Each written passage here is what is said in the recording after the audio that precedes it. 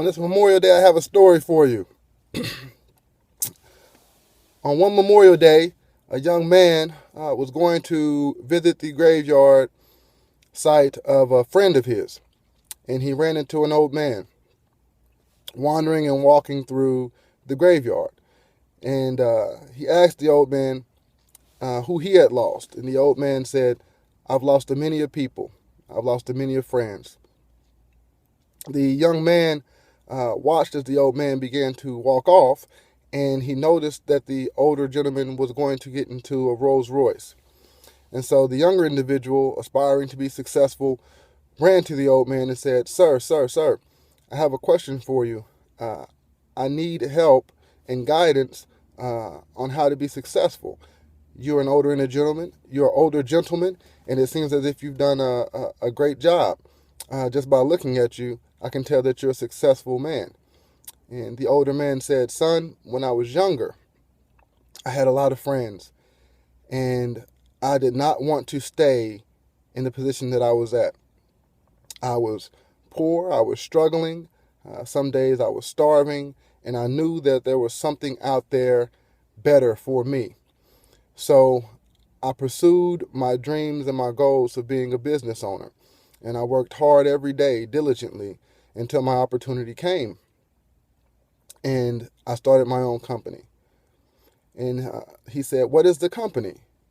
And he said, "Son, it's a laundromat." So I started one, and from one I started two, and from two I started three, and from three I started four. And the young man said, "Sir, surely you couldn't have gotten rich off of a laundromat, especially not rich enough to buy a Rolls Royce." And the older gentleman said, "No, sir, I did not. I acquired other companies, and I started other ventures as well." And he said, "Well, where did your ideas come from? Where did they come from?" And he said, "Young man, some of the greatest ideas and greatest inventions are in the graveyard." So when I would go back and speak to my friends, they would tell me what they wanted to do and what they dreamed of doing and what they aspired to do. And I would ask them, why are they not doing it? And they would give reasons or excuses, like, "I don't have the money," or "the time isn't right," or "I don't have the time," and various other excuses for why they didn't. Despite that fact, their ideas were great. So as they died off, I pledged to myself and I committed to myself that I would make all of their dreams and their goals a reality. And that's how they would live on through me. So I started my own real estate company. I started my own car shop. I started my own detail shop. I got an auctioneer's license to purchase and repair vehicles and then resell them. So I continued with the laundromats. I started my own restaurant. I started my own bar.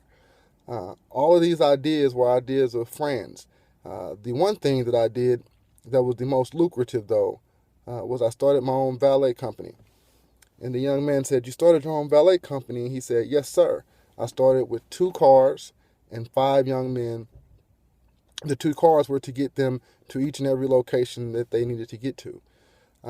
Once the business picked up, what I then did was I took those 2 cars and I turned them into VIP vehicles, so to speak. I used those vehicles to pick important people up from airports when they would come in for business, and to get them to and from their hotel and to and from the locations that they needed to go once they got to those hotels. From that grew and it grew and it grew. And so now I have 20 vehicles that go around town and go to airports to pick these individuals up for their meetings. And I have 40 workers to assist me in doing that.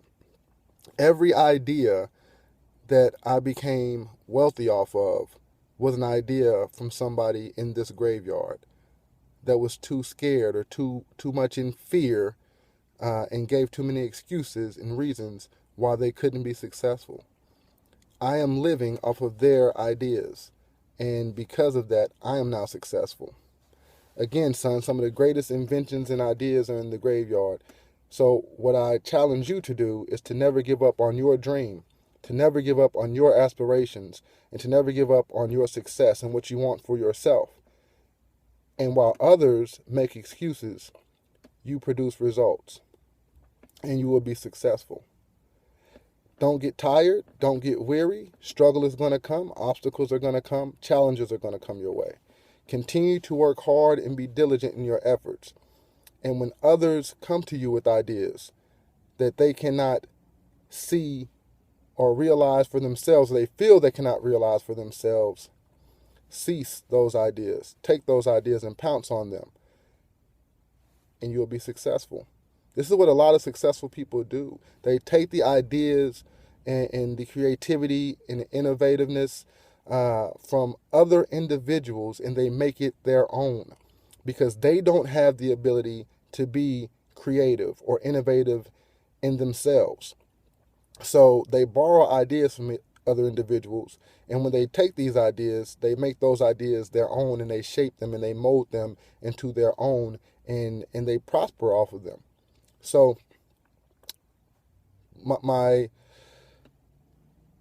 reason in saying that is that a lot of us are walking around with dreams and aspirations. I call them dead dreams and aspirations.